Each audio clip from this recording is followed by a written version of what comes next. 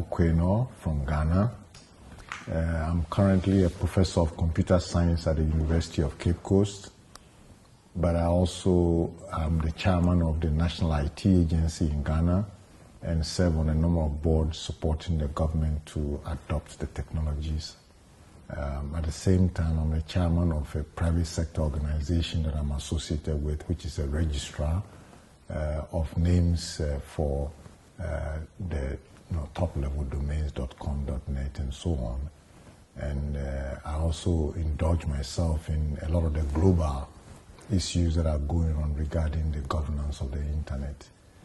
So those are roughly the things I'm engaged in. I'm just pleased that I had a chance to come to iWeek, especially to support the achievement of 25 years and also 1 million domains, which I think is something commendable, and I wanted to be part of it.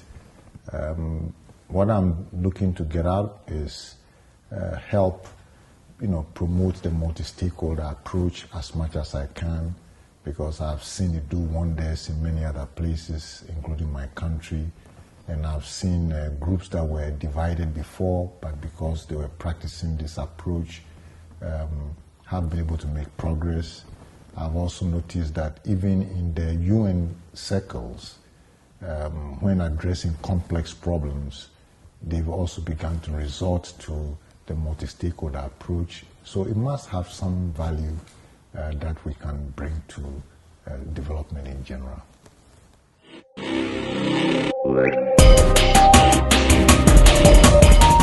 A number of highlights.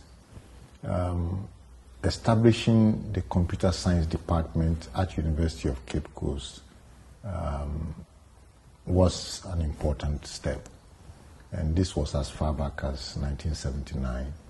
And it has grown since, and I'm still there. I've left and come back and so on. That's an important highlight. Because at that time, what I noticed was technical capacity was challenged. And so my first effort before going to the private sector was to initiate an activity that will produce better capacity. That was an important one. Also, in 1993, when I was able to meander the complexity of regulation and got connectivity working in my country, that was also an important highlight, in the sense that even the head of state in Ghana, when he experienced it, his feeling was, but no one should get in the way of this. So sometimes being able to put the thing in place by whatever means can make the fears and concerns of it reduced. So these are some examples of highlights. Of course, a worst part of it is when the same company that brought internet to Ghana had an issue with the regulatory regime and the policy environment, and it resulted in the organization having to terminate services, and that was a highlight but downlight. Yes. Yeah.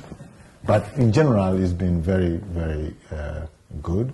I've been able to help many people. I helped many countries, and those were very exciting times, being able to get Togo going, getting Liberia going, getting Gambia going, and so on. Those were very exciting moments of being able to share with colleagues and get colleagues to also get the same benefits to their people that you have been able to attain in your country.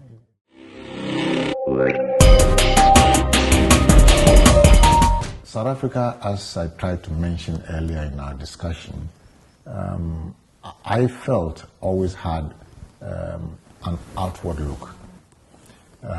In the sense that right from the very beginning of internet, I knew that some of the leaders here were helping people in Ghana, for example, also advance. So it led to a situation where collaboration became a very useful and effective tool. And by 1995, we had been delegated a GH domain space, meaning that's what they were working on. I was addressing access. But in the process of the collaboration, we were able to then also operate the GH. So that's an example. Also, I mentioned that the numbers registry, it something like this requires consensus across the board. To get a numbers registry, there are only 5 of them in the whole world, 1 per continent. So we were due to implement ours. Now, the state of our development was not, of course, at par with the rest of the world. So it means that there were more arrivals coming in than you were able to build consensus. So whenever you thought you had consensus, then there were new arrivals, and then you have to go through the process again. And it was kind of tedious, and it took a long time. In fact, there's an interesting anecdote that folks from here will remember. And this was a meeting we had gone in Geneva, and I've managed to convince the leaders of the global internet that we were ready to go forward with this numbers registry. And I brought many of them to our meeting. I had convened the Africans to a meeting, and John Postel was there, and several others were there. And then just when the meeting started, a new entrant raised the question, why don't we just divide the numbers and go home? Now, but that alone set us back several years, because we now had to rebuild consensus about why you don't want to share the numbers that way, and that you want it to remain together for the whole continent. So trying to build a community sometimes means you have to have patience to go through these things, and it heals themselves. Of course, in the end, we got a lot of support from South Africa. DOC funded the incubation of Afrinic, and Afrinic operated for several years successfully. It's still operating. So I think South Africa has been outward looking and trying to help the region throughout. And I see that my colleagues here at global coordination meetings all the time, in the research area, in, of course, the governance side as well. So on the whole, South Africa has been a friend in the drive to get internet onto the continent.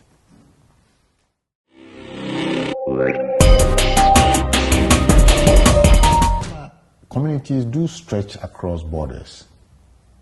For example, in Ghana, there are different cases. We have a particular ethnic group that goes across from Ghana to Togo. And we even have communities in which they live on both sides of the border. It's fairly common in our environment. The same with Ivory Coast. We do have the same with the North. We have border issues with Burkina. So it is a fairly normal thing that it's not everything that stays within the border. So that portion about the borderless is not too much of a challenge for me. Now, what I have seen in the multi-stakeholder approach is all of a sudden, all professions are very important. Sorry, I'm talking elitist. All of a sudden, all types of organizations are very important. And these two dimensions, in many respects, challenge a lot of the norms. I mean, all of a sudden, the lawyer is as important as a doctor, is as an accountant, as a businessman, as a civil society leader, and so on and so forth. So it's not only the professions that now must be you've obviously got to get your community on your side. Who are not in the same position. It is the institutions themselves, because it is no longer possible to have all the skills in one organization. As you keep on working, there will be an issue that you must reach out to engage before you can resolve. And so I see the multi-stakeholder thing rather as a necessity to sustain the kind of growth that we're having. Sure, these multi-stakeholder things stretch across the borders. So there is an implication on having to deal with multiple countries and having to work with people who are in different time zones and so on and so. So there's something real there.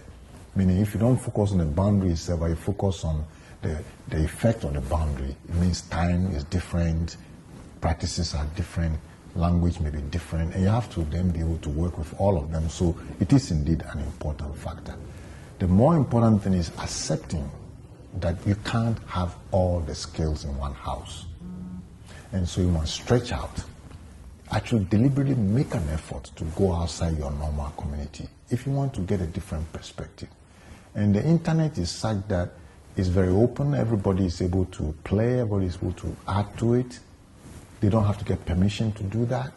And that means that you really are hoping that more and very different types of people will create for it.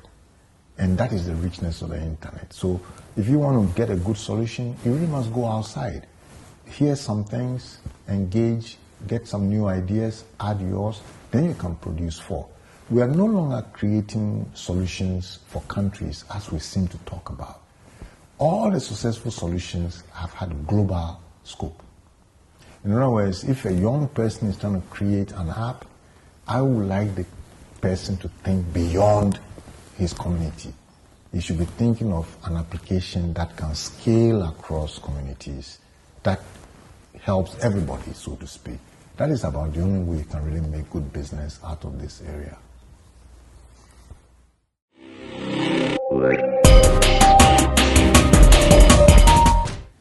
Okay, I mean, the issue of fragmentation of the internet is important. We would like to do everything possible to have a single internet. Okay.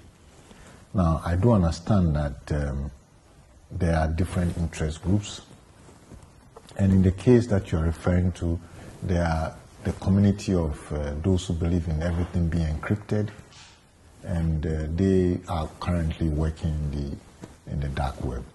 Of course, that also means that some dark things do occur there, meaning that the predominant parties in there are also involved in other kinds of malpractices and things which are not necessarily to be encouraged, be it it's criminal type of activities, meaning they tend to go there more so.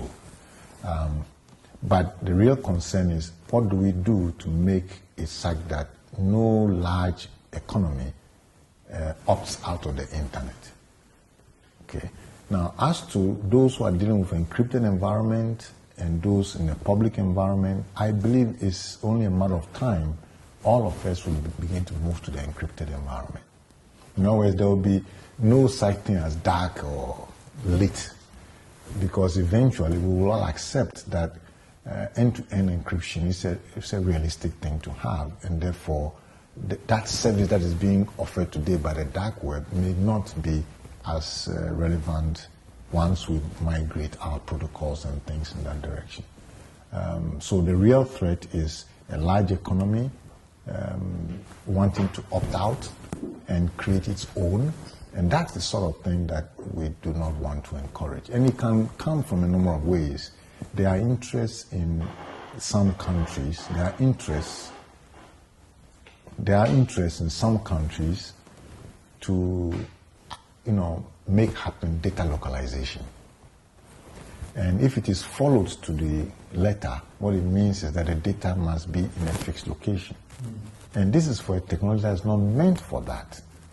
And so the countries that practice that may end up disenfranchising their own people because they are not able to become global, and therefore the economies of scale that is required for success will be affected.